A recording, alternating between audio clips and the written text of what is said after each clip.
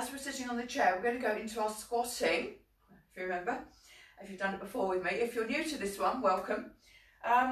So we're going to squat on the chair and down again, and then we're just going to do it a couple of times, and then we're going to not sit on the chair, as in we're doing it in a proper squat position. Okay, so the technique is very important. It's very important. Well, the technique is important that you take this into your everyday activities as well, sitting down on the chair, up again. Otherwise you can put so much strain on the hips and the knee joints. So knees need to stay level with your second or third toe. Don't let the knees roll in. And then you're keeping your shoulder blades back and down. Breathing in, breathing out. So abdominals in, so that your upper body comes forward, hinge the hips back, and then you're coming back up into that position. Okay, breathing in, breathing out. And again, make sure the chair's behind you. Keep the shoulder blades back and down, chin retracted, abdominals in. Hinge the hips back, check your knees. Make sure the knees aren't rolling in. Neutral spine position. So you hinge your hips back, but you're not overarching there. Still draw the abdominals in and sink back onto the chair. There we go. Good. Breathing in, breathing out, coming up. So if you watch me, you can see when I do this, the thighs and the knees actually don't move forwards. Okay, I hinge the hips back like this. Watch my thighs and my knees. They hardly move at all, and that's the correct way of doing it. Got to keep the knees level with second or third toe. So if you have got the activation band, just push out a little bit. Breathing in, breathing out, coming back up. Breathing in, breathing out, sitting back down. Okay, breathing in, breathing out, abdominals. Keep the shoulders down. Those arms can help you.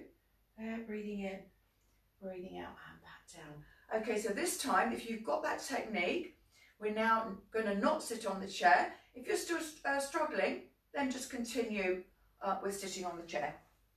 So we're going to breathe in, breathe out, hinge the hips back, check your knee alignment. So we're going to go to here, don't sit on the chair, and then come back up. Now this is where it starts to work a little bit harder. Keep the shoulder blades back and down. So when you come up, squeeze the buttock muscles, push the heels into the floor, abdominals in, and come back up. And you're gonna feel a lot more going on into the legs. Now if you want to add a little bit more resistance, if you like, or also to make sure you're keeping those shoulder blades back and down, you can just add your band in here, your stretchy band or light weights. So all I want you to do is to stretch the band apart and squeeze the shoulder blades back and down. So already you're going to feel more core muscles working as well. All right, have a little look, make sure the chair's there. If you're very wobbly, put the chair to rest on the back of the wall or something. Okay, breathing in, breathing out, shoulders down, abdominals in. Don't let the knees move forward, hinge the hips back, stretch the band apart so you can feel those shoulder blades in place. Breathing in, breathing out, band, abdominals, coming up, squeeze the buttock muscles, push the heels into the floor. And you're going to feel you're working the whole body here, particularly if you've got the bands. If it's too much with the bands, don't worry, just hold the hands together like this, breathing in, breathing out. Okay, so remember, we're not sitting back on the chair now.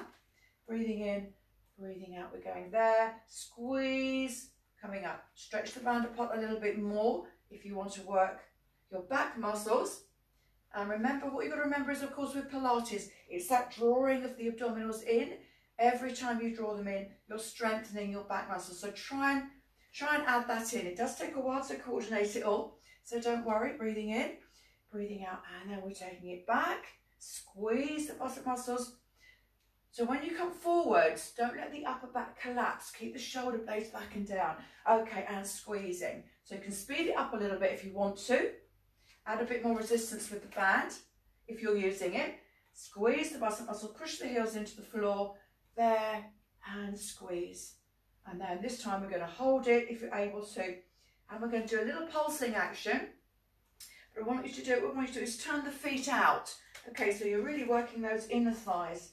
Turn the feet out, little pulsing action, and like scooping those inner thighs forwards and back there. Squeezing, squeezing, squeezing.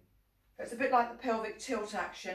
Add the arms in, squeezing, squeezing. Good. And relax. Okay, well done.